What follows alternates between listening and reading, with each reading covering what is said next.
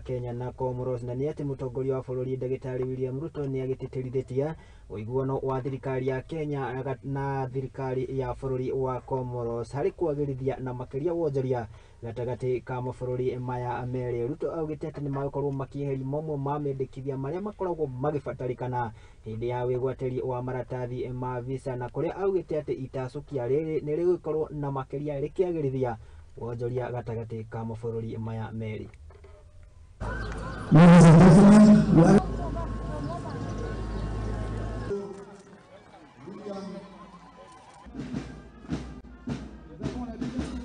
I also congratulate you, Your Excellency President Azali Assoumani, for successfully hosting the International Conference on the Blue Economy.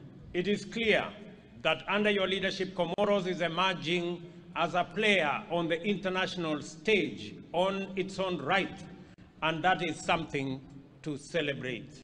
I am confident, therefore, Mr. President, that under your leadership, the momentum for the Africa Union reforms will gather, and that a fit-for-purpose AU that can effectively implement Agenda 2063, including entrenching the approach of African solutions to African problems, will indeed succeed.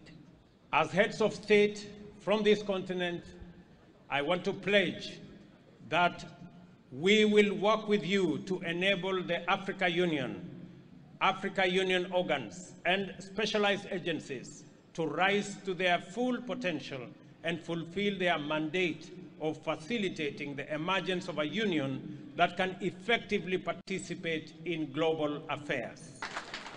Kwa hivyo ndugu zetu wa Komoro, mnakaribishwa Kenya. Na nimesema ya kwamba kuanzia mwisho wa mwaka huu hamutahitaji tena visa kuja Kenya, na mnaweza kuwatembelea ndugu zenu, kuja kufanya biashara, watoto wenu wakuja wasome bila ya kuulizwa visa, kwa sababu Kenya ni nyumbani kwenu.